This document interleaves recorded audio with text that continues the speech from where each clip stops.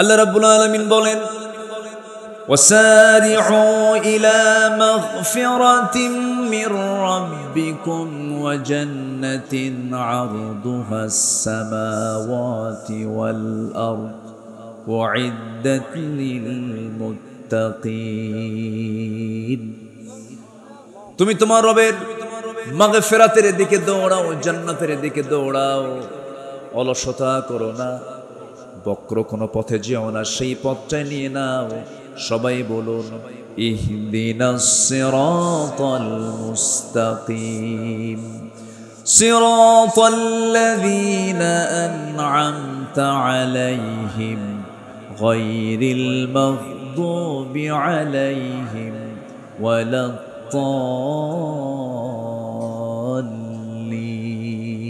এরপরে আর একটু জোরে বলুন না ভাই।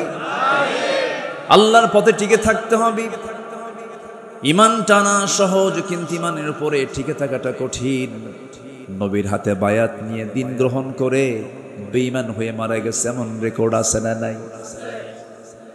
নবীর চেহারা দেখে, নবীর বয়ান শুনে, নবীর হাতে হাত রেখে ইমান গ্রহণ করার পরে আবিসিনিয়াতে হিজরত করে পর্যন্ত চলে গেছে, সেখানে খ্রিস্টান হয়ে দুনিয়া থেকে বিদায় নিয়েছে। এই জন্য আমার বন্ধুগণ, আল্লাহ রাব্বুল আলামিন সেই জন্য সুন্দর করে এক জায়গায় বলছেন, ইন্নাল্লাযীনা ক্বালু রাব্বুনাল্লাহু সুম্মা ইসতাকামু তাতানাসসালু আলাইহিমুল মালায়েকা আল্লা তাখাফু ওয়া লা তাহজানু ওয়া আবশিরু বিল জান্নাতিল্লাতী কুনতুম তুআদুন। জোরে বলুন আল্লাহু আকবার। যারা ঈমান আনবে এবং তার উপরে টিকে থাকবে তাদের জন্যই তো জান্নাত। টিকে থাকতে হবে, শেষ নিঃশ্বাস পর্যন্ত বলতে হবে আমার রবকে। আস্তে বলবেন আমার রবকে, আল্লাহ আমার রব। টিকে থাকতে হবে। ঈমান টানা যায়, কিন্তু ঈমান আনার পরে হাজারো বাধা আপনার সামনে আপনার জীবনে চলে আসবে। হাজারো ঝামেলা আসুক না কেন, মহামুসিবত আসুক না কেন, সেই সময় প্রকৃত যারা ঈমানদার তাদের জবান থেকে বের হবে কি, ইদা আসাবাতুহুম মুসিবাতুন ক্বালু ইন্না লিল্লাহি ওয়া ইন্না ইলাইহি রাজিউন। জোরে বলুন আল্লাহু আকবার। যখন কোনো বিপদ আসবে ভাবতে হবে আল্লাহর সাহায্য, আল্লাহ পাক আমার প্রতি সাহায্য নাজিল করবেন। আশাদ্দুন নাসি বালাউল আম্বিয়া সুম্মাল আমসাল ফাল আমসাল। এই জগতে আদম থেকে শুরু করে নিয়ে আজ পর্যন্ত যত মানুষ পাঠিয়েছেন এবং পাঠাবেন, এর মধ্যে সবচেয়ে বড় বালা মুসিবত এসেছে হলো নবীদের উপরে, এবং তারপরে যত বালা মুসিবত আসছে আমার আল্লাহর যারা পছন্দের বান্দা তাদের উপরে। তাহলে বালা মুসিবত বিপদ আল্লাহ পাক দেন কি খারাপ ব্যক্তির উপরে বেশি না ভালো বান্দার উপরে বেশি? ভালো বান্দার উপরে বেশি। বিপদ আসবে, মুসিবত আসবে, কিন্তু চ্যালেঞ্জ ধরে রাখতে হবে হলো ঈমানের। ঈমান যেন আমার ছুটে না যায়। ঈমান চলে গেল তো সব চলে গেল। সম্মানিত ভাইয়েরা, আর সেই ঈমানকে ধরে রাখার জন্য যে ইলম দরকার, যে জ্ঞান দরকার, জ্ঞান এটা এমন একটি সম্পদ যে জ্ঞানী হয় শয়তান তাকে ধোঁকা দিতে পারে না। শয়তান তাকে কি করতে পারে না? ধোঁকা দিতে পারে না। শয়তান মূর্খের কাছে গিয়ে যত আরাম পায়, জ্ঞানীর কাছে গিয়ে সেই মজাটা পায় না। এজন্য আল্লাহ তাআলার প্রথম হুকুম কি বলেন তো? পড়ো। বলেন তো কি প্রথম হুকুমটা কি বলেন? পড়ো। ইকরা, পড়ো। কার নামে? আস্তে বলবেন না, কার নামে? আল্লাহর নামে পড়ো। আমার দেশে পড়াশোনা যে হচ্ছে না তা না, হচ্ছে। শিক্ষিতের হার বিগত সকল সময়ের চাইতে এখন বেশি না কম? বেশি। আমার দেশে এখন শিক্ষিতের হার অনেক, কিন্তু যে শিক্ষিতরা আমরা দেখতে পাচ্ছি, যে শিক্ষিতদের দেখতে পাচ্ছি, আমার দেশের উন্নয়নে ধরুন শ্রমিকরা দেশটাকে পিছায় দিয়েছে না আগায় দিয়েছে? আগায় দিয়েছে। আমার দেশের কৃষক যারা কৃষি কাজ করেন তারা দেশকে পিছায় দিয়েছে না আগায় দিয়েছে? আগায় দিয়েছে। প্রবাসী, লক্ষ লক্ষ প্রবাসী প্রবাস জীবনে থেকে ওই পাখির মতো ঝুলে ঝুলে কনস্ট্রাকশনের যে কাজগুলো করেন তারা দেশকে পিছায় দিয়েছেন না আগায় দিয়েছেন? আগায় দিয়েছেন। আচ্ছা বলুন তো, শ্রমিক, এই কৃষক, এই প্রবাসী লোকগুলো কি শিক্ষিত না অশিক্ষিত? অশিক্ষিত। তারা অশিক্ষিত হওয়ার পরও এই শ্রমিক, এই প্রবাসী, এই কৃষক অশিক্ষিত থাকার পরও দেশকে তারা আগায় দিল, দেশের উন্নয়নে বিশাল ভূমিকা পালন করলো, কিন্তু দেশকে পিছায় দিল কারা? বলেন কারা? শিক্ষিতরা। কোন শিক্ষিতরা? যারা কোরআন শিখেছে তারা মনে হয় নাকি? বলেন বলেন তারা। তাহলে শিক্ষা দু প্রকার। দেশকে পিছায় দিয়েছে রুহের শিক্ষায় শিক্ষিত যারা, যে শিক্ষার মধ্যে প্রাণ আছে, ওহির শিক্ষার মধ্যে যে প্রাণটা আছে, এই শিক্ষায় শিক্ষিত লোকগুলো দেশকে পিছায় দেয় নাই। দেশের টাকা লোপাট করে বাইরে পাচার করেছে ওই সমস্ত শিক্ষিতরাই যারা কোরআন ছাড়া জ্ঞান অর্জন করে জাতিকে ঠকিয়ে দিয়েছে। সম্মানিত ভাইয়েরা, আমি বলছি না যে আপনি ইঞ্জিনিয়ার হবেন না, হবেন। আমি বলছি না আপনি ডাক্তার হবেন না, হবেন। কেন হবেন না? ডাক্তার হবেন, ইঞ্জিনিয়ার হবেন, কিন্তু সব জ্ঞান অর্জন আপনি করতে পারবেন, আপত্তি নেই। কিন্তু সবার ডাক্তার হওয়া ফরজ না, সবার ইঞ্জিনিয়ার হওয়া ফরজ না। কিন্তু সবার জন্য জান্নাত পাওয়ার জন্য কি শেখা ফরজ? বলেন বলেন বলেন, কি শেখা ফরজ? কোরআন শেখা সবার জন্য ফরজ। সম্মানিত ভাইয়েরা, এই জাতিকে কোরআন থেকে মাহরুম রাখা হয়েছে। আমরা এমন একটি শিক্ষানীতি দেখতে চাই। যেহেতু একটা মাদ্রাসার প্রোগ্রামে আসছি, আমি স্পষ্ট ভাষায় জানিয়ে দিতে চাই, আমরা সামনে এমন একটি শিক্ষানীতি দেখতে চাই যে শিক্ষানীতির ভিতরে সকল ফ্যাকাল্টিতে, সকল শিক্ষায়, সকল প্রতিষ্ঠানে সবার আগে 1 নম্বর সিলেবাস হবে কোরআন। এটা কি দেখতে চান আপনারা? জাতি তখনই ভালো হবে যখন জাতির হাতে তুলে দেওয়া হবে কি তুলে দেওয়া হবে? কোরআন। কিন্তু আমি নিজেও ঢাবির ছাত্র ছিলাম, ঢাকা ইউনিভার্সিটিতে পড়াশোনা করেছি। বিগত সময়ে যে রাজনীতিগুলো আমরা দেখেছি, ছাত্রদের হাতে কোরআন তুলে দিয়েছে না অস্ত্র তুলে দিয়েছে? কোরআন তুলে দিয়েছে না মাদক তুলে দিয়েছে? কোরআন তুলে দিয়েছে না নারী তুলে দিয়েছে? আমরা সেই নেতৃত্ব দেখতে চাই না। সকল বাতিল নেতৃত্বকে না বলে, সকল বাতিল নেতৃত্বের মুখে ঝাঁটা মেরে আমরা যে সৎ নেতৃত্ব বাংলার জমিনে গড়ে তুলতে চাই। সবাইকে রাজি আছেন? রাজি আছেন কারা কারা? একটু হাত উঁচু করে দেখান।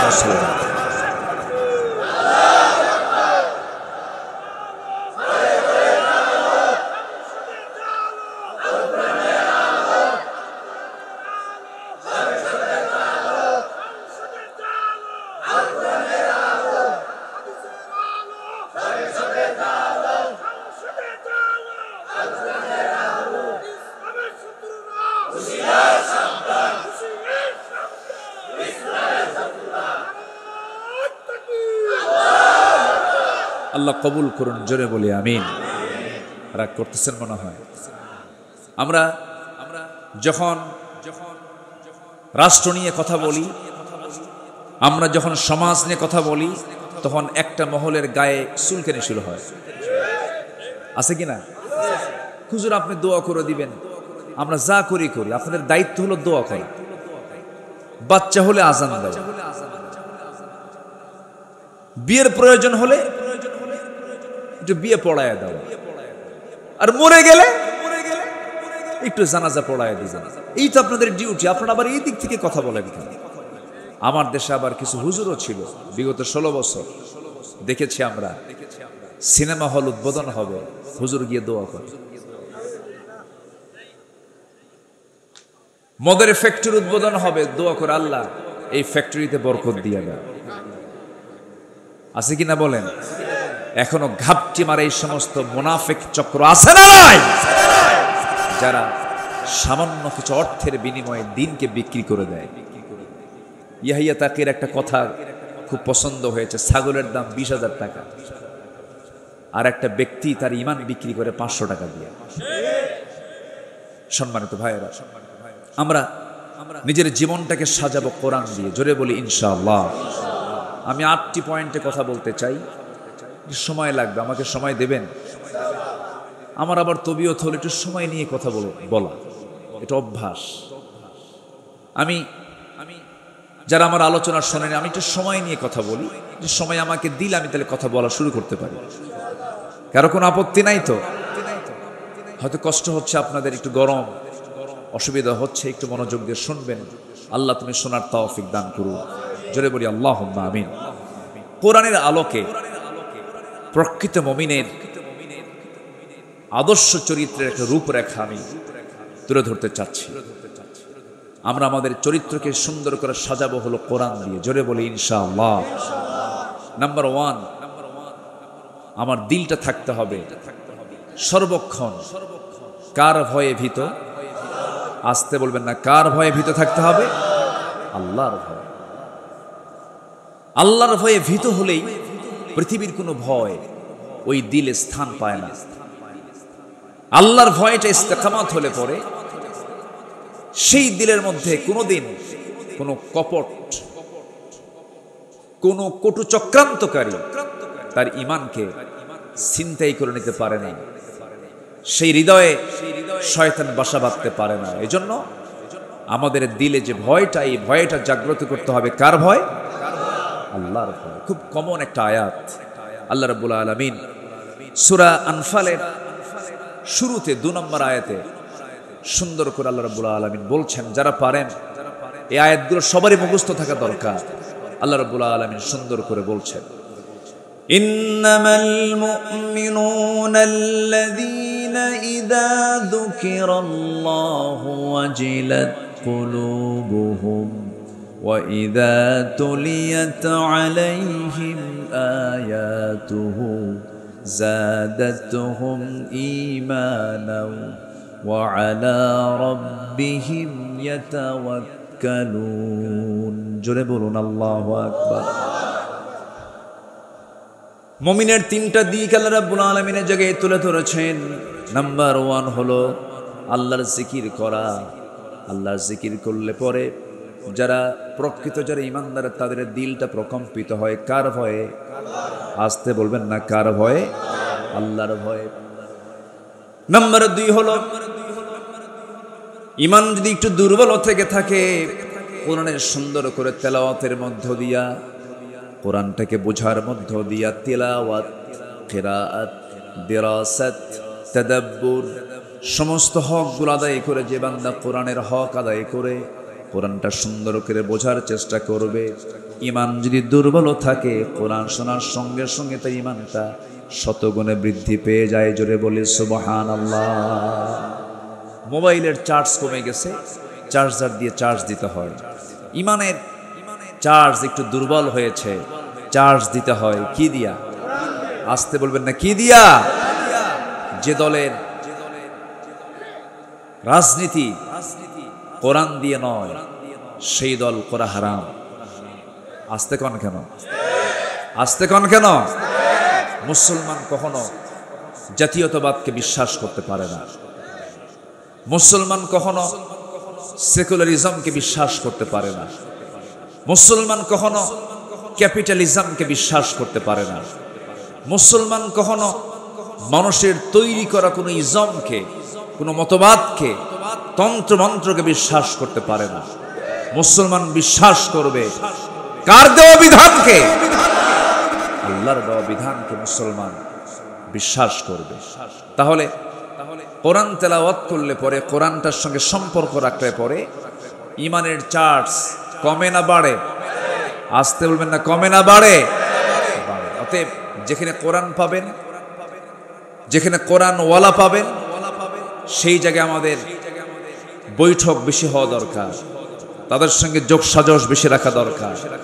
যেখানে গেলে বিড়ি পাওয়া যায়, যেখানে গেলে পরে ইয়াবার ট্যাবলেট পাওয়া যায়, যেখানে গেলে পরে অস্ত্র পাওয়া যায়, যেখানে গেলে পরে চাঁদার ভাগ পাওয়া যায়, যেখানে গেলে পরে নারী পাওয়া যায়, ওই সমস্ত জায়গাকে আমাদের মাইনাস করতে হবে। ঠিক কিনা বলেন?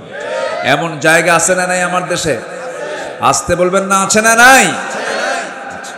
সম্মানিত ভাইয়েরা, তাহলে ঈমান বৃদ্ধির জন্য মাধ্যম হলো এই কিতাবের সঙ্গে সম্পর্ক রাখা। আর জিকির করলে দিলে ভয় সৃষ্টি হয়। কার ভয়? আল্লাহর ভয়। নাম্বার 3 হলো ওই সমস্ত বান্দাগুলো যারা আল্লাহকে ভয় করে, আল্লাহর কালামকে যারা সুন্দর করে তেলাওয়াত করে, ওই সমস্ত বান্দার আরেকটা গুণ হলো ওই সমস্ত বান্দাগুলো জীবনের সকল জায়গায় ভরসা রাখে কার উপরে? আসতে বলবেন না, কার উপরে? আল্লাহর উপরে। আল্লাহ রাব্বুল আলামিন বলেন, ফাইদা আযামতা ফাতাওয়াক্কাল আলাল্লাহ ইন্নাল্লাহা ইউহিব্বুল মুতাওয়াক্কিলিন। যখন তোমরা কোনো সিদ্ধান্তহীনতায় পড়ে যাবে, যখন তোমরা কোনো কঠিন মুসিবতের মধ্যে পড়ে যাবে, সেই সময় তোমরা আমার উপরে ভরসা করবে। আমি আল্লাহ রাব্বুল আলামিন আমার প্রতি ভরসা করনেওয়ালা, আমার প্রতি যারা ভরসা করে আমি তাদেরকে দারুণ ভালোবাসি। জোরে বলি সুবহানাল্লাহ। তাহলে আমাদের ভরসার জায়গাকে, আসতে বলবেন না, কে? জনগণ সকল ক্ষমতার উৎস। ভরসা না এটা? এদিকে ভরসা? ভরসা নয়। সকল ক্ষমতা কার? সকল ক্ষমতার উৎস কে? আল্লাহ। আল্লাহর ভয় থাকতে হবে। সাইয়েদনা ওমর ফারুক রাদিয়াল্লাহু তাআলা আনহু একদিন জাহান্নামের আয়াত শুনতেছিলেন। কিসের আয়াত বলেন তো? জাহান্নাম। এটা কোথায় আছে? বলেন বলেন, জাহান্নামের আয়াত কোথায়? কোরআন। শোনা মাত্রই অস্থিরতা বেড়ে গেল, খুব কাঁদতেছে। কাঁপতে কাঁপতে অঝরে ঝাড়ায় তিনি চোখের পানি ফেলতে লাগলেন। অস্থির চিত্ততা নিয়ে তিনি নিজেকে বলছেন, ওই হাকায়া ওমর আন্না লাকান নাজাহ। ওমর, তোমার জন্য কি নাজাত আছে নাকি? তোমার জন্য কি নাজাত আছে নাকি? চিৎকার করে করে কান্নাকাটি করছেন, চোখের পানি ফেলে ফেলে কাঁদতেছেন। অথচ যে ওমর আল্লাহ রাব্বুল আলামিন দুনিয়ার জিন্দেগিতে জান্নাতের ঘোষণা দিয়েছেন, ওমর জান্নাতি। রাসূল নিজে বলেছেন, ওমর ফিল জান্নাহ, ওমর জান্নাতি। সে ওমর যদি জাহান্নামের আয়াতগুলো শুনতে শুনতে অস্থির হয়ে যান, চোখের পানি ফেলে ফেলে কাঁদেন। এই জীবনের বৃদ্ধির দিকটা আমরা যদি নিজের জীবনে বাস্তবায়ন করতে চাই, জাহান্নামের যে আয়াতগুলো আছে, আয়াতগুলো আমাদের সামনে নিয়ে আসার দরকার আছে না নাই? আছে। আমরা সুন্দর করে কোরআনটা পড়বো। জোরে বলি ইনশাআল্লাহ। কোরআনটা বেশি বেশি পড়বো, বেশি বেশি শুনবো, কোরআন শুনবো বেশি, গান শুনবো।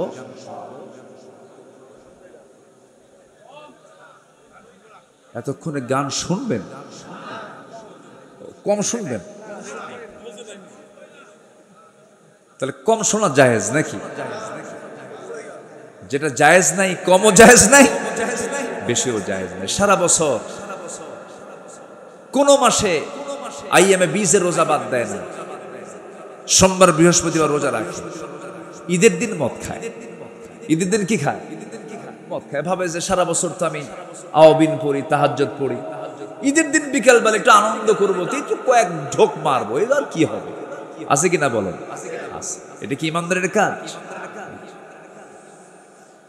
ইমানদার কখনো যেটা হারাম, অল্প হারামও সে গ্রহণ করতে যাবে না। ইমানদার সম্পূর্ণ হারাম জিনিসকে, হারাম খাদ্যকে, হারাম বস্তুকে, হারাম পন্থাকে সে চুল পরিমাণ গ্রহণ করতে পারে না। এটা হচ্ছে একজন আল্লাহর নৈকট্য হাসিলকারী, আল্লাহর স্মরণে যে জাকির হবে, যে জিকির করনেওয়ালা হবে, সে এমন চরিত্রের হবে। আল্লাহ তুমি আমাদেরকে এমন চরিত্র অর্জন করার তৌফিক দাও, জোরে বলি আমিন। সে আদর্শ চারিত্রিক রূপরেখার 2 নম্বর দিক হচ্ছে আল্লাহ এবং রাসূলের প্রতি নিঃশর্ত আনুগত্য। আমরা যে আনুগত্য করব আল্লাহকে এবং রাসূলকে, কোনো শর্ত দিয়া, আসতে কয়, কোনো শর্ত দিয়া, আর আল্লাহ এবং রাসূল ছাড়া অন্য কারো যখন আমরা আনুগত্য করতে যাব তখন কি দিয়া? শর্ত দিয়া। আমি আপনার আনুগত্য করব যতক্ষণ আপনি আল্লাহকে মানবেন, রাসূলকে মানবেন, ততক্ষণ মানব। আপনি আমার ইমাম, আমি ততক্ষণ মানব যতক্ষণ আপনি নামাজটা আপনি আল্লাহর নিয়মে পড়াবেন। রুকু কয়বার করে বলেন? সেজদা কয়বার হয়? 2 বার। রুকু 1 বার। আর ইমাম যদি মনে করে রুকু 1 বার করে লাভ কি, সেজদাও 2 বার দেই, রুকু 2 বার দেব, সওয়াব তো বেশি হবে। আপনি কি পড়বেন নামাজ? এটা কি, এই পন্থা কি ইসলাম দিয়েছে? ইসলাম দিয়েছে কয়বার? 1 বার। আমি 2 বার দিতে পারি না। সেজদা দিতে বলেছে কয়বার? 2 বার। 3 বার করতে পারি না। এখন যদি কোনো ইমাম 3 বার সেজদা দেয়, 2 বার রুকু করে, বেশি তো করলো, এরপরও মানা যাবে না। তাহলে আমি এই ইমামকে মানতেছি শর্ত দিয়া, কি দিয়া? যতক্ষণ তুমি আল্লাহ রাসূলকে মানো ততক্ষণ তুমি আমার, আমি তোমাকে আনুগত্য করব, তুমি আমার ইমাম। আল্লাহ নবীর আনুগত্য বাদ দিবা, কল্লা ধরে টেনে মসজিদ থেকে বের করে দেখে না। এটাই হচ্ছে নিঃশর্ত আনুগত্য আর শর্ত আনুগত্য। আপনি আল্লাহর সাথে, রাসূলের সাথে তার আপনার যে আনুগত্য হবে, এটা হবে নিঃশর্ত, কোনো শর্ত দেওয়া যাবে না। আল্লাহ যা বলেছেন, কেন বলেছেন, এটা বলা যাবে। রাসূল এটা করতে বলেছেন, কেন বলেছেন, এটা বলা যাবে না। আপনি কেন বলবেন, ঈমান আপনার চলে যাবে। আল্লাহ যা বলেছেন, সামিআনা ওয়া আতাআনা, শুনলাম, সঙ্গে সঙ্গে তা মানব। জোরে বলি ইনশাআল্লাহ। আল্লাহ রাব্বুল আলামিন বলেন, ইয়া আইয়ুহাল্লাযীনা আমানু আতিউল্লাহা ওয়া আতিউর রাসূল ওয়া লা তুবতিলু আ'মালাকুম। আল্লাহ পাক আরেক জায়গায় বলছেন, ইয়া আইয়ুহাল্লাযীনা আমানু আতিউল্লাহা ওয়া আতিউর রাসূলা ওয়া উলিল আমরি মিনকুম ফাইন তানাযা'তুম ফি শাইইন ফারুদ্দুহু ইলাল্লাহি ওয়ার রাসূল। জোরে বলুন আল্লাহু আকবার। আল্লাহর আনুগত্য করো, নবীর আনুগত্য করো, তোমাদের মধ্যে যারা লিডার তাদের তোমার আনুগত্য করো। তবে তারা যদি কোনো ঝামেলায় পড়ে যায়, কোনো ঝামেলায় তোমরা যদি পড়ে যাও, সেক্ষেত্রে তোমরা ফিরে যাবে ফারুদ্দুহু ইলাল্লাহি ওয়ার রাসূল, আল্লাহ এবং রাসূলের দিকে। অর্থাৎ আল্লাহ এবং রাসূলের যে আনুগত্য করবে, এই আনুগত্যের মাঝে কোনো শর্ত আরোপ করা যাবে না। আমার বন্ধুগণ, একটু কান লাগায় মনোযোগ দিয়ে সবাই শোনার চেষ্টা করবেন। সাহাবে কেরাম নবীর যে আনুগত্য করেছেন, কোনো শর্ত দিয়ে তার আনুগত্য করেন নাই, হাসি মুখে জীবন দিয়েছেন। রাসূল যখন যা বলেছেন, সাহাবে কেরাম কোনো শর্ত লাগায় তার আনুগত্য করেন নাই, সঙ্গে সঙ্গে তা মেনে নিয়েছেন। আল্লাহ রাব্বুল আলামিন আমার রাসূলকে এত দাম দিয়েছেন, এত সম্মান দিয়েছেন। আমার আল্লাহ রাব্বুল আলামিন রাসূলকে সম্মান দিতে গিয়ে গোটা বান্দাকে জানিয়ে দিচ্ছেন, ও আমার বান্দারা, আমার যদি ভালোবাসা পেতে চাও, একজন ব্যক্তির আনুগত্য তোমার জন্য আমি আল্লাহ অপরিহার্য করে দিলাম, সেটা হলো আমার রাসূলের আনুগত্য করা।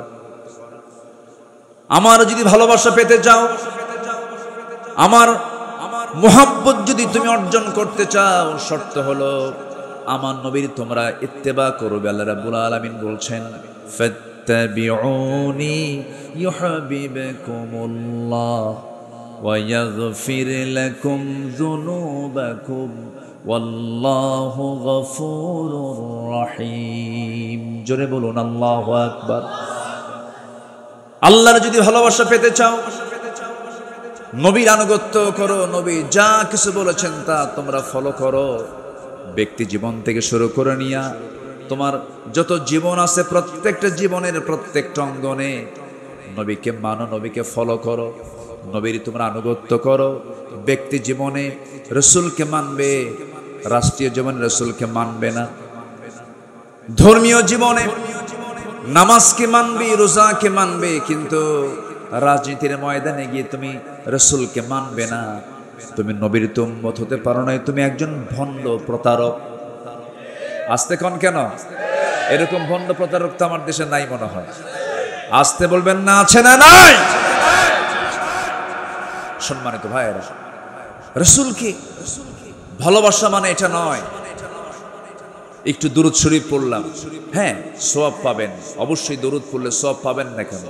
দরুদ পড়লেন, মুখে সুন্দর একদম মুখ ভরা দাঁড়িয়ে রাখলেন, মাথায় পাগড়ি পরলেন, একটু আতর লাগালেন, মেসওয়াক করলেন, সমস্যা নাই, এগুলো সুন্নাহ, ভালো, আলহামদুলিল্লাহ, কোনো সমস্যা না। আমি বলছি না যে এগুলোর গুরুত্ব ইসলামে নাই, আছে। কিন্তু মুখের দাড়ি কিন্তু আবু জেহেলেরও ছিল। এরপরে পোশাক আশাক দিয়ে যদি জান্নাত পাওয়া যেত, বর্তমান বিশ্বে অন্যান্য ধর্মের অনেক পোশাক আছে যেটা ইসলামের সঙ্গে মিলে যায়, আছে কিনা বলেন? মিলে যায়। আল্লাহ তাআলা বাহ্যিক কোনো কিছুকে প্রাধান্য দিবেন না। ইন্নাল্লাহা লা ইয়ানজুরু ইলা সুওয়ারিকুম ওয়ালা ইলা জাসামিকুম ওয়ালাকি ইয়ানজুরু ইলা কুলুবিকুম ওয়া আমালিকুম। আল্লাহ তোমাদের দেহ দেখবেন না, আল্লাহ তোমাদের চেহারা দেখবেন না, আল্লাহ দেখবেন তোমার ভিতরটা এবং তোমার আমলটা আল্লাহ পাক দেখবেন। সম্মানিত বন্ধুগণ, সম্মানিত ভাইয়েরা, এজন্য নবীর প্রতি এবং আল্লাহর প্রতি যে আনুগত্য হবে, এই আনুগত্যের মাঝে কোনো শর্ত আরোপ করা যাবে না। সম্মানিত ভাইয়েরা, সাদ ইবনে মুআজ রাদিয়াল্লাহু তাআলা একজন সাহাবী, যিনি 30 বছর বয়সে ইসলাম কবুল করেন, 35 বছর বয়সে শাহাদত বরণ করেন। ইসলাম পেয়েছেন কয় বছর? বলেন, কয় বছর পেয়েছেন? মাত্র 5 বছর। এই 5 বছর তিনি ইসলাম পেলেন। প্রথম যে যুদ্ধ হলো বদর, বদর যুদ্ধের দিন তিনি বদরের ময়দানে দাঁড়ালেন। এই যুদ্ধটা ছিল কি সমান সমান যুদ্ধ না অসম যুদ্ধ? অসম।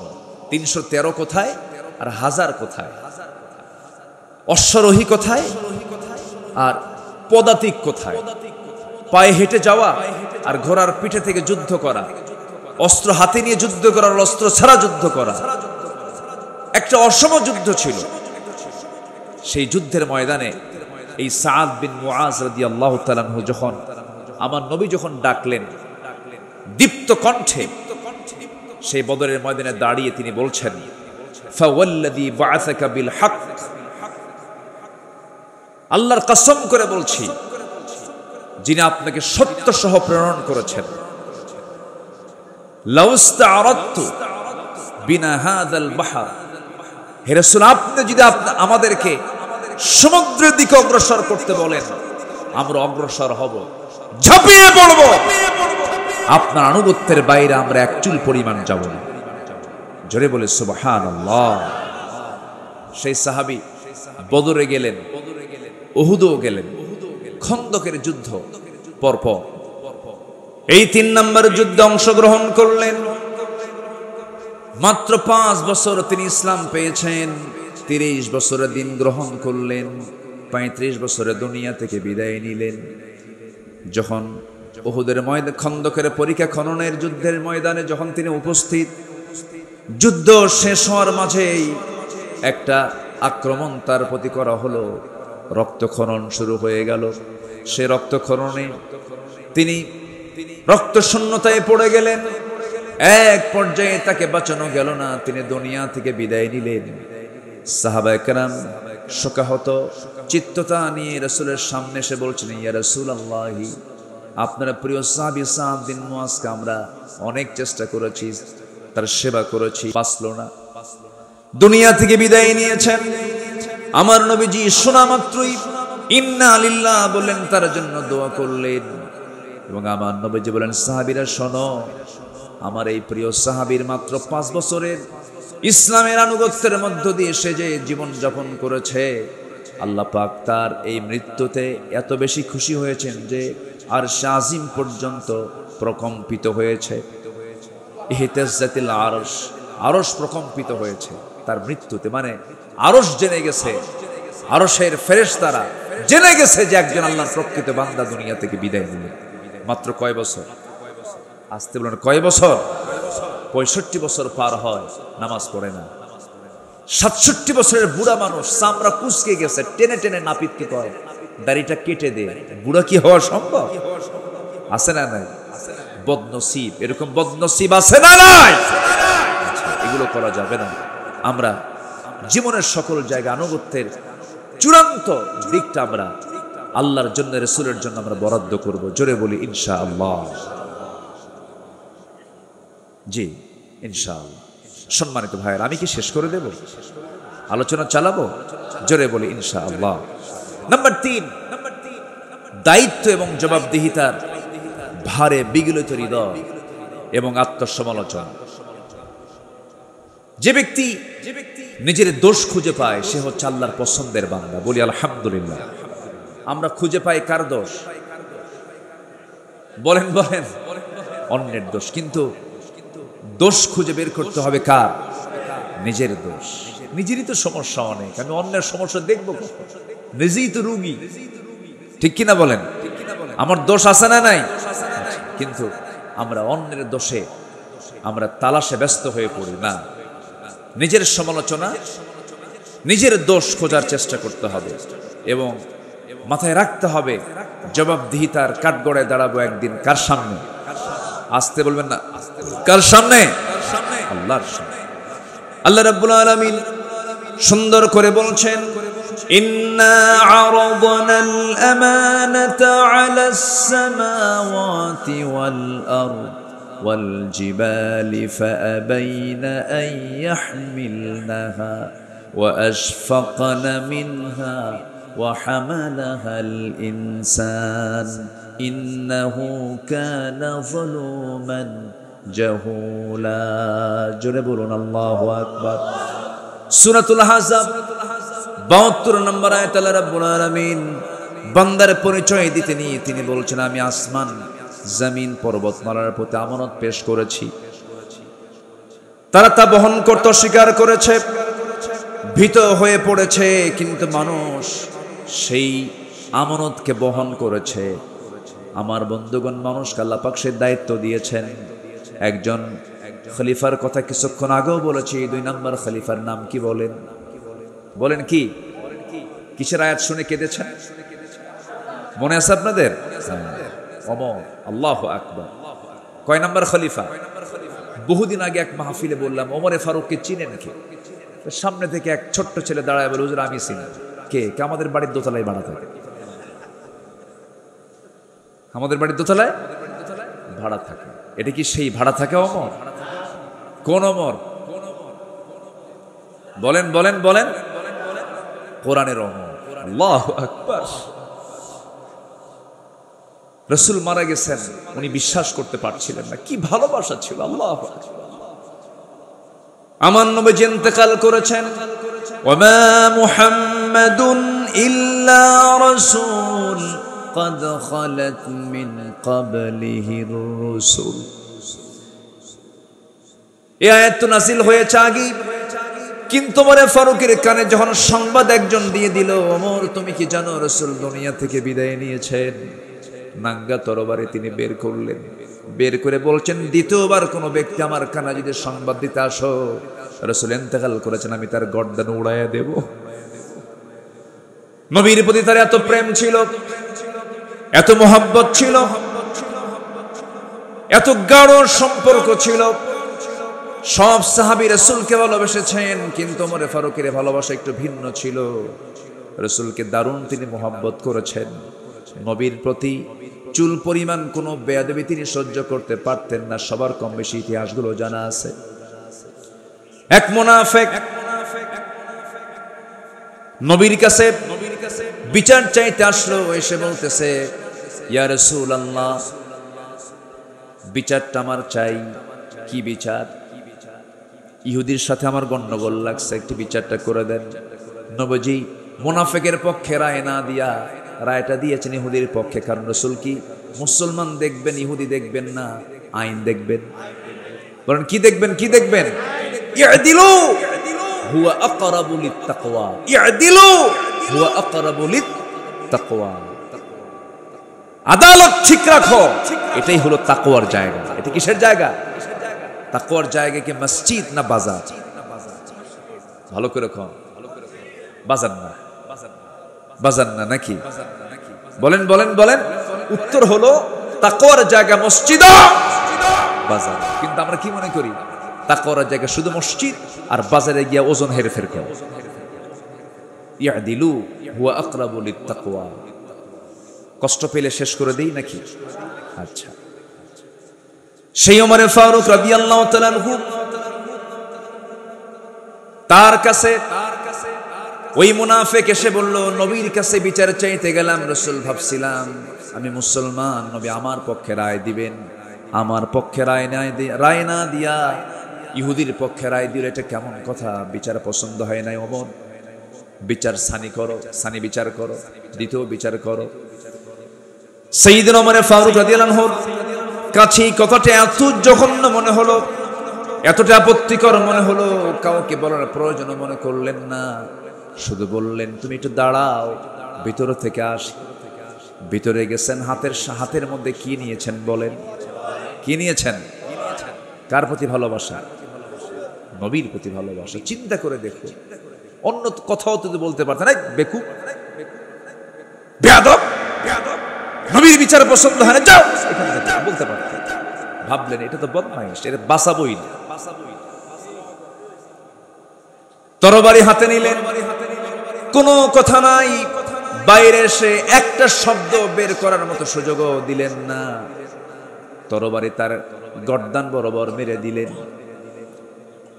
মুনাফিক দুনিয়া থেকে বিদায় নিল। আমার নবীর কাছে সংবাদ চলে গেছে। রাসূল ভাবলেন, আহারে ওমর বুঝি একটা খুন করে ফেললো। আল্লাহর পক্ষ থেকে আয়াত নাজিল হলো, ওমর যে সিদ্ধান্ত নিয়েছে এটাই হলো সঠিক সিদ্ধান্ত, কারণ ওমর জীবনের চাইতে আপনাকে বেশি ভালোবাসে। জোরে বলে সুবহানাল্লাহ, আল্লাহু আকবার। ওমর ফারুক রাদিয়াল্লাহু তাআলা এক রাতে ঘুরতেছেন। ওনার তো দায়িত্ব ছিল রাতের বেলা ঘুমানো না ঘোরানো। বলেন ঘুরে বেড়া না ঘুম? ঘুরতেন খাদেমের মতো। কিসের মতো বলেন? রাতের বেলা পুলিশের ডিউটি করে না? ডিউটি করে কিনা? রাতের বেলা ডিউটি করে অস্ত্র হাতে নিয়ে। আর ওমর ফারুক রাতের বেলা ডিউটি করতেন হাতে ছোট্ট একটা লাঠি নিয়ে। আল্লাহু আকবার। মদিনার অলিগলি ঘুরতেছেন। ঘুরতে ঘুরতে দেখেন এক শিশুর কান্না। এক শিশুর কান্না তার কানে আসলো। দরজার কাছে গিয়ে বললেন, এই মহিলা, এই কন্যার এই সন্তানের মাকে তোমার কি একটু দয়া মায়া নাই? এই গভীর রাত্রে শিশু কাঁদতে থামাতে পারো না? ধমক দিলেন, আবার চলে গেলেন। শেষ রাতের দিকে আবার এসে দেখেন আবার কাঁদতেছে। এবার ধমক দিয়ে বললেন, তোমার কি আল্লাহর ভয় নাই? ছোট্ট বাচ্চা কাঁদলে তার খাবারের ব্যবস্থা করতে পারো না? এক পর্যায়ে ওই মহিলাটা দুঃখ ভরা কণ্ঠে খুব আবেগ তাড়িত হয়ে বলতেছে, আপনি আমাকে খুব বিরক্ত করছেন। এই গোটা রাত ধরে আপনি আমাকে বিরক্ত করছেন কেন? আমার সন্তান তো কাঁদবেই, কান্নাকাটি করবে, কারণ এই এলাকার যে শাসক, এই জনপদের যে খলিফা ওমর তো দুগ্ধপোষ্যদের কোনো ভাতা দেয় না। দুগ্ধপোষ্যদের কোনো ভাতা দেয় না। কার দোষ ধরে দিল? বলেন কার দোষ? মহিলা তো আর চেনে না যে সামনে কে দাঁড়ায় কথা কয়। সাইয়েদনা ওমর ফারুক জিব্বায় মারলেন কামড় আর বলেন, ইন্না লিল্লাহ। আমি কাকে ধমক দেই? ধমক তো আমার খাওয়ার কথা। আল্লাহু আকবার বলবেন না? জানা হলো শিশুটার বয়স কত? কয়েক মাস বয়স। দুগ্ধপোষ্যদের ভাতা দেওয়া হয় না। সেজদায় পড়ে তিনি কান্নাকাটি শুরু করে দিলেন আর বলছেন, আল্লাহ তোমার এই অধম বান্দা ওমর হাজারো সন্তান, হাজারো তোমার বান্দাকে হত্যা করেছে। আমার রাষ্ট্রে তো দুগ্ধপোষ্য মাদের কোনো ভাতা দেওয়া হয় নাই। আমি বড় ভুল করেছি আল্লাহ, সিদ্ধান্ত নিলাম আজকের দিন থেকে আমার জনপদে যত দুগ্ধপোষ্য মা থাকবে সকল মার জন্য আজকে থেকে ভাতা চালু করে দিলাম। আল্লাহু আকবার বলো। তারা নিজেকে সংশোধন করেছেন কার ভয়ে? আর আমার দেশে দুগ্ধপোষ্যের ভাতা দেবে কখন? ওদের নিজের ভাতাই তো হয় না, ঠিক কিনা বলে? দেশের সম্পদ দেশে রাখলেও হতো, দেশের সম্পদগুলো দেশেও রাখলো না।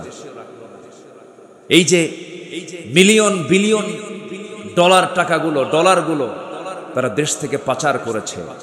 তারা দেশে রাজনীতি করতে চান, ভালো কথা, রাজনীতি করবেন না কেন? টাকাগুলো আনেন, আসতে কন কেন? ঠিক কিনা বলেন? টাকাগুলো ওর বাপের না তো? ওর বাপের টাকা না, টাকাগুলো ফেরত আনো। গত জুলাই 24-এর আন্দোলনে যে সমস্ত মার কোল খালি হয়েছে, সেই সমস্ত মার কোলে সন্তান ফেরত না দেওয়া পর্যন্ত রাজনীতির অধিকার তোমাদের থাকতে পারে না। নিজের চোখে দেখেছি আমি। জুলাই আমি ঢাকায় ছিলাম, বৃষ্টির মতো গুলি করা হয়েছে, পাখির বাচ্চার মতো গুলি করে হত্যা করা হয়েছে। হাত চলে গেছে, পা চলে গেছে, চোখ চলে গেছে। এই জীবনগুলো দিয়েছে যারা, এই জাতির একটা বড় দোষ আছে, ইতিহাস দ্রুত ভুলে যায়। ইতিহাস যত দ্রুত ভুলে যায়। সম্মানিত ভাইয়েরা, আমরা সব দেখা শেষ করেছি। আমরা 16 বছরের শাসন দেখেছি, 25 বছরের শাসন দেখেছি, 9 বছরের শাসন দেখেছি, কেয়ারটেকার গভর্নমেন্ট দেখেছি, সব দেখা শেষ করেছি। আগামীর দেশ আমরা দেখতে চাই কোরআনের দেশ। আগামীর সরকার আমরা দেখতে চাই কোরআনের সরকার। রাজি আছেন কারা কারা? হাত উঁচু করে দেখা।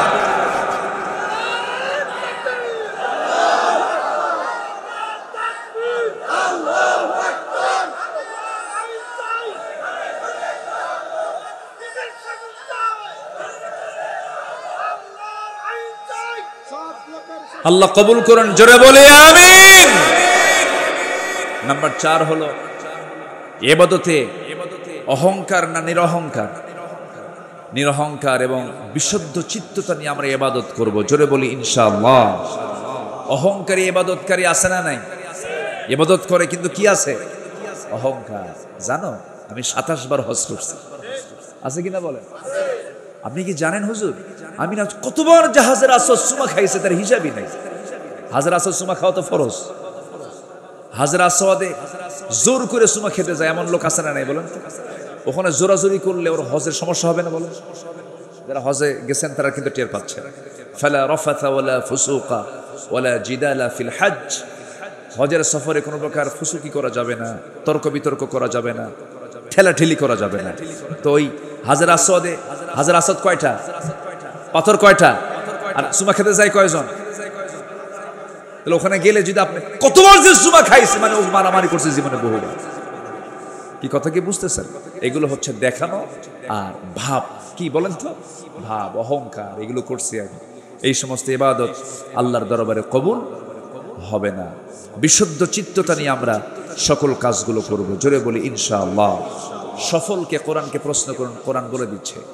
আল্লাহ রাব্বুল আলামিন বলেন, قد أفلح من تزكى وذكر اسم ربه فصلى। আরেক জায়গায় বলছেন قد أفلح من زكاها وقد خاب من دساها। التقوى ها هنا، التقوى ها هنا।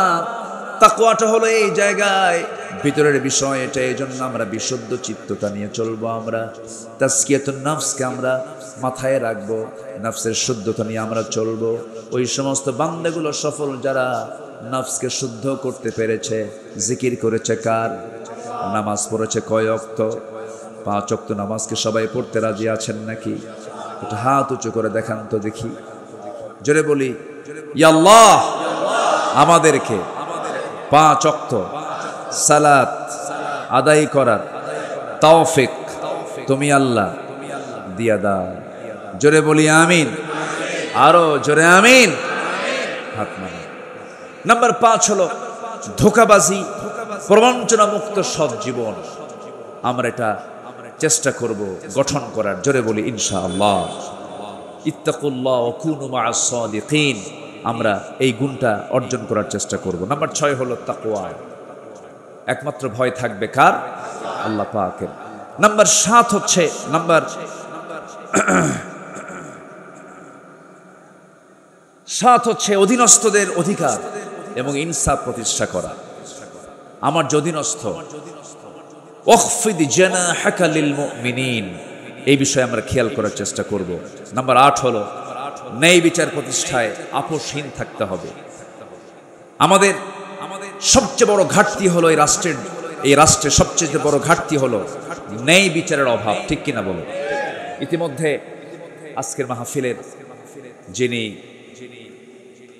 অন্যতম মেহমান, বরেণ্য অতিথি, আমার প্রিয় ভাইজান, এদেশের অগণন মানুষের হৃদয়ের স্পন্দন, আমার প্রিয় ভাইজান, অত্যন্ত বিনয়ী মানুষ, হাসি খুশি মানুষ, মুহাদ্দিস, মুফাসসির, ওয়াইজ, মুহতারাম মাওলানা খালিদ সাইফুল্লাহ আইয়ুবী হাফিজাহুল্লাহ। বলি আলহামদুলিল্লাহ। থামেন, আছেন কেউ?